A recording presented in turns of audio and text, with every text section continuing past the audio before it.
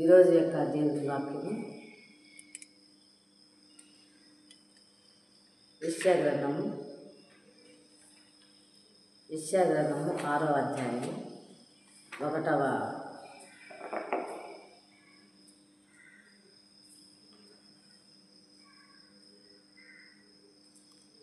యెషయా గ్రంథము 6వ అధ్యాయము 1వ వచనం చదువుతున్నాను.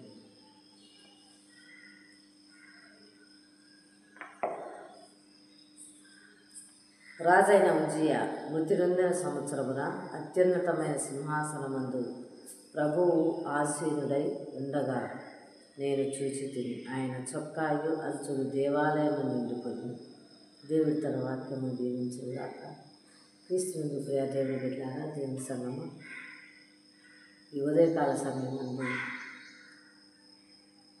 మనము ఏమి చేయాలి, ఎవరిని ఆరాధించాలి, అసలు దేవుడు ఉన్నాడా అనేది మనం ఈరోజు చిన్న మాటలో మరి దేవుని యొక్క మరి ఎక్కడున్నాడు అని దేవుని యొక్క వాక్యమును ధ్యానించుకున్నాము.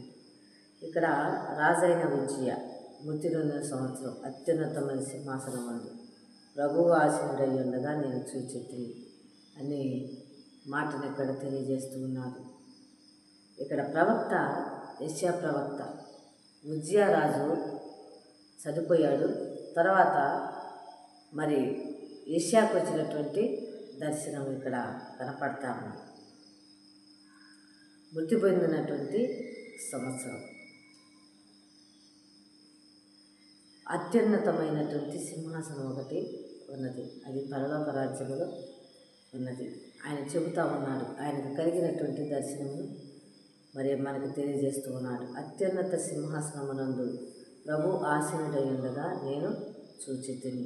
ఆయన చొక్కాయు అంచులు దేవాలయమును నిండుకొని. క్రీస్తునందు ప్రియ దేవుని బిడ్డలారా, దేవుని సంగమా, దేవుని ఏర్పరచుకునేటువంటి బిడ్డలారా, ఆయన అంటూ ఉన్నాడు, మరి తన యొక్క ప్రార్థన మరి పరలోకానికి చేరినట్టుగా కనపడతా ఉంది. తన యొక్క ప్రార్థన పరలోకానికి ఎత్తబడినట్టుగా కనపడతా ఉంది. మరియు తన యొక్క ప్రార్థన విశ్వాసం, యెషయా యొక్క ప్రార్థన విశ్వాసము మరి దేవుని యొక్క సింహాసనం చూసేంతగా తన యొక్క మరి పరిశుద్ధత, తనలో ఉన్నటువంటి పరిశుద్ధత ఇక్కడ కనపడతా ఉంది. యెషయా ప్రవక్త ఆయనకు కుటుంబము మరియు ఆ యొక్క రాజ్యం కొరకు, ఇశ్రాయేల్ రాజ్యం కొరకు మరి యెషయా ప్రవక్తను దేవుడు ఎన్నుకున్నాడు. యెషయా ప్రవక్త మరి ఆ యొక్క ప్రజల కొరకు, దేవుని ప్రజల కొరకు దేవుడు మరి చేతిలో వాడుకున్నటువంటి ప్రవక్త యెషయా ప్రవక్త. ఇక్కడ ఆయన ఏమంటూ ఉన్నాడంటే, మరి యెషయా ప్రవక్త అత్యున్నతమైన సింహాసనం అందు ప్రభువు ఆసీనుడైండుగా నేను చూచితిని. ఆయన చొక్కాయు అంచులు దేవాలయమును నిండుకొని. ఇక్కడ ఆయన యొక్క దర్శనంలో మరి ఆయన ప్రార్థన చేస్తూ ఉన్నప్పుడు జరిగినటువంటి ఈ యొక్క మరి దర్శనం.